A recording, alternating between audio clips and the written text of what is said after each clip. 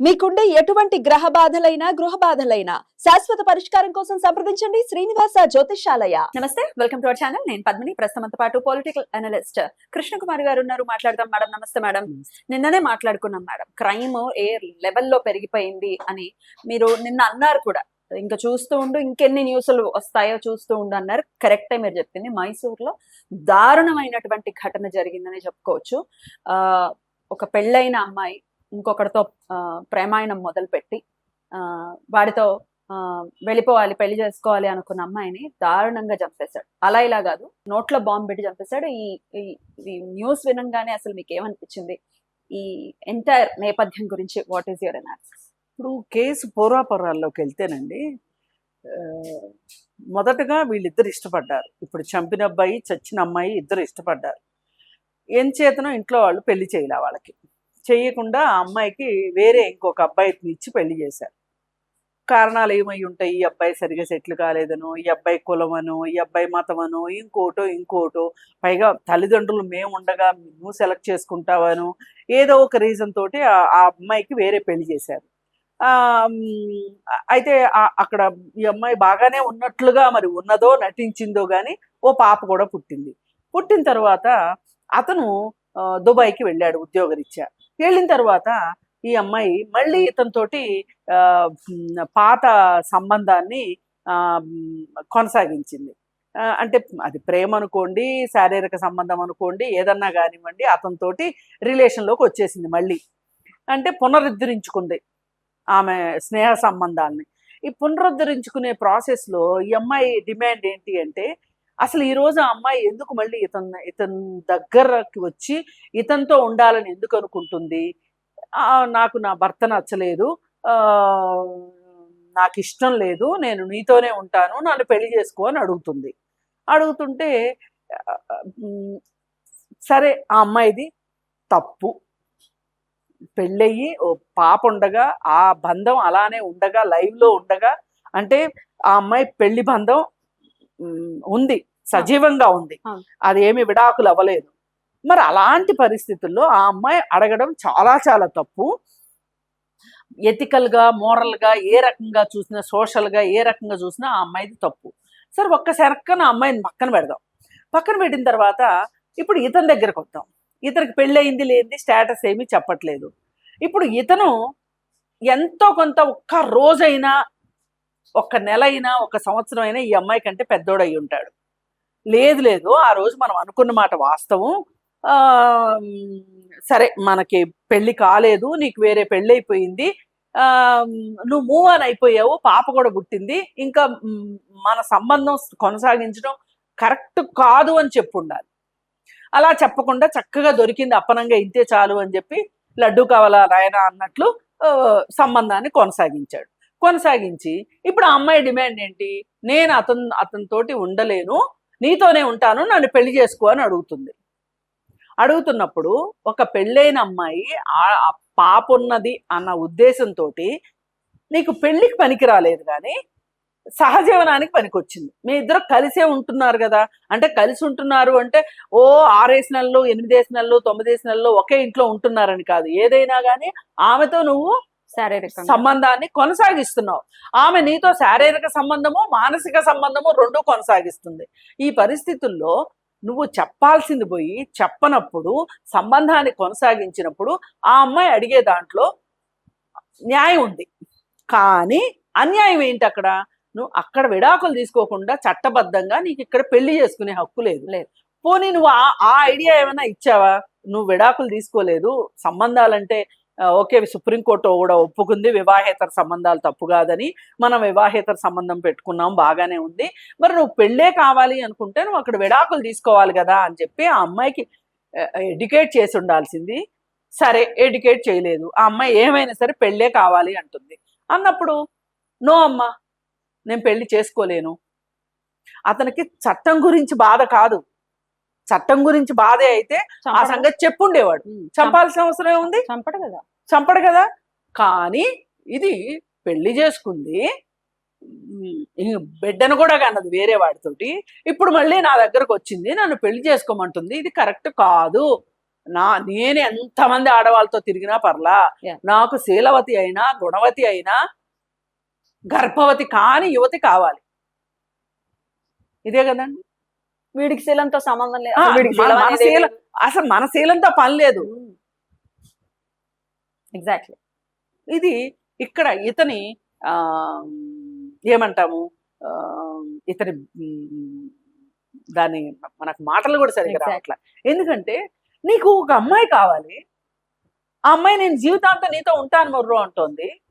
అంటున్నప్పుడు అలా ఉండే అమ్మాయి అంటే ఇతని ఉద్దేశం ఏంటంటే ఇది మొగుడినే వదిలేసి వచ్చింది, నన్ను వదిలేదని గ్యారెంటీ ఏంటి? ఈ థాట్ ప్రాసెస్ ఖచ్చితంగా ఉంటుంది. ఇక్కడ ఇంకో మగాడి గురించి కూడా ఖచ్చితంగా మాట్లాడుకోవాలి. ఈ అమ్మాయి వయసు కేవలం 22 సంవత్సరాలు మాత్రమే, అంటే చిన్నపిల్లగానే కన్సిడర్ చేయాలి చేయాలి కదా. ఉద్యోగరీత్యా ఆ అబ్బాయి ఆ భర్త ఎవరైతే ఉన్నారో దుబాయ్ వెళ్ళిపోయాడు.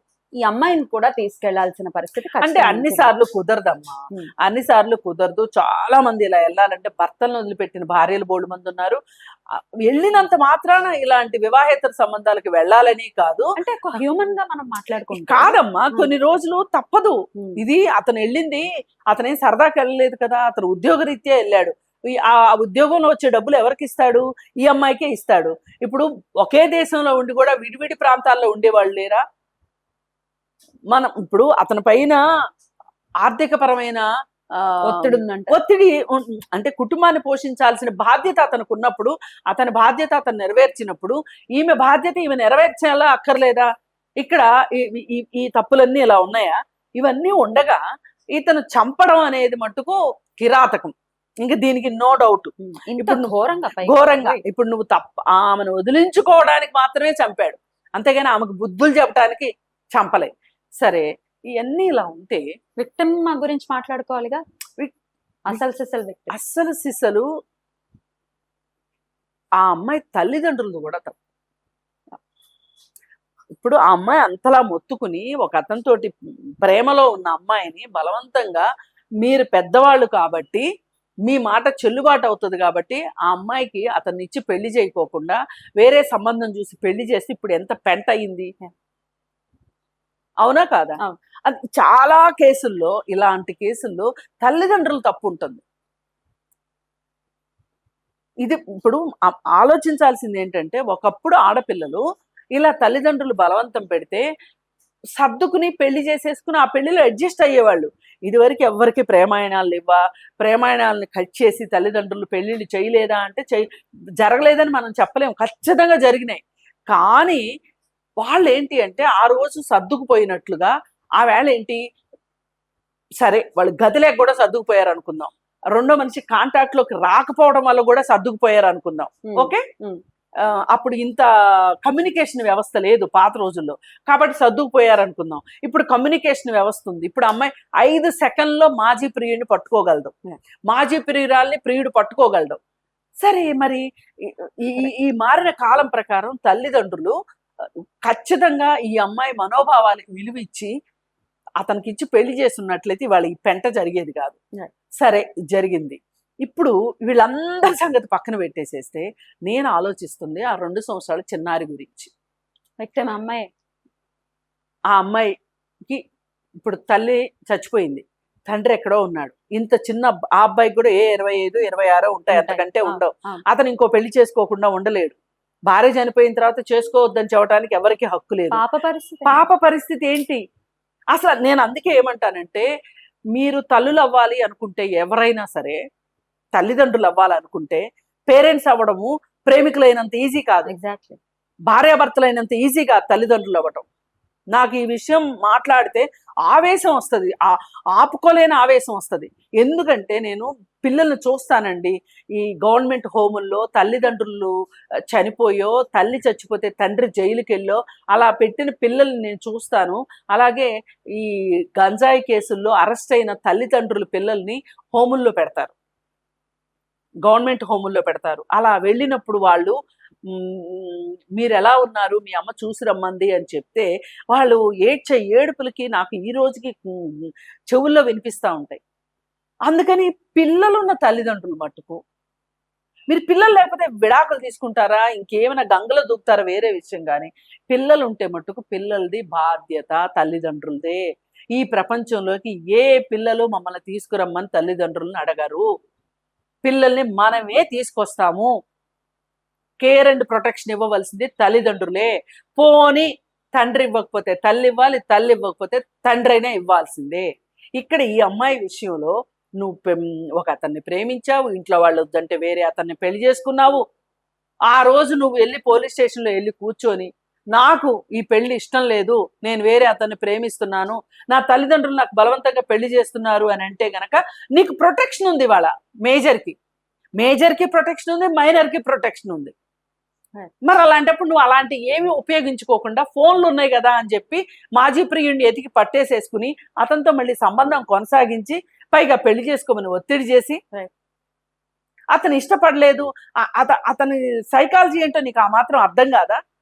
సో వివాహేతరం ఎప్పుడైనా విషాదవంతమే అవుతుంది, ఖచ్చితంగా అవుతుంది. అందులో ఉన్న వాళ్ళు బయటకు రావడమే, బయటికి ఆడి జోలికి వెళ్ళకపోవడం.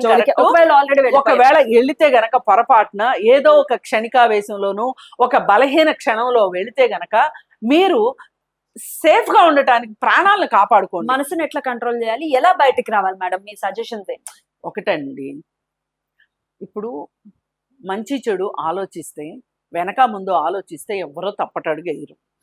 ఒకవేళ వేసినా గానీ బయటికి రావాలి అనుకుంటే మనకి బాధ్యతలు ఉన్నాయి అనే ఒక ఆలోచన గనక మనకి వస్తే గనక మనం ఖచ్చితంగా ఆలోచిస్తాము. అయితే ఈవేళ యువతరం మంచి చెడు అని కూడా కాదు, రేపు నేనేం ఎదుర్కోబోతున్నాను అనే ఒక సెకండ్ థాట్ కూడా చెయ్యట్లేదు, పునరాలోచన చెయ్యట్లేదు ఈ జనరేషను. ఎందుకు పునరాలోచన చెయ్యట్లేదు అంటే వీళ్ళు 24 గంటలు ఈ టెక్నాలజీలో, ఈ సోషల్ మీడియాలో, సెల్ ఫోన్లో మునిగి తేలుతున్నారు. ఇక్కడ తప్పు ఒప్పు ఏమీ ఉండట్లేదు. అందుకోసం వీళ్ళు ఏంటి అంటే అసలు ఇప్పుడు మనం ఎక్కడన్నా ఆగి ఆలోచిస్తేనమ్మా మనకి పద్మిని నేను ఆలోచిస్తుంది కరెక్టా కాదా అనేది అర్థమవుతుంది. అందుకే స్వామి వివేకానంద ఏం చెప్తారంటే ప్రతిరోజు ఒక్క 10 నిమిషాలు మీకోసం మెడిటేషన్, మీకోసం మీరు ఆలోచించుకోండి, మీతో మీరు మాట్లాడుకోండి అంటాడు ఆయన సింపుల్ గా. మెడిటేషన్లు అవన్నీ తర్వాత మీతో మీరు మాట్లాడుకోండి. మీలో ఉన్న ఒక అద్భుతమైన వ్యక్తి మీకు కనిపిస్తాడు, లేకపోతే మీలో ఉన్న లోపాలు మీకు కనిపిస్తాయి. మీకు ఎవరో చెప్పే కన్నా మీ లోపాలు మీకు కనిపిస్తాయి. మీరు మాట్లాడుకోండి మీతోటి మీరు. ఇవాళ పక్కోళ్ళతో మాట్లాడే తీరికే లేదు, వాళ్ళతో వాళ్ళు ఏం మాట్లాడుకుంటారు, ఎంతసేపు ఫోన్తో మాట్లాడుతున్నారు, టెక్నాలజీ తోటి మాట్లాడుతున్నారు. కాబట్టి జీవితాలు ఇలా ఉంటున్నాయి.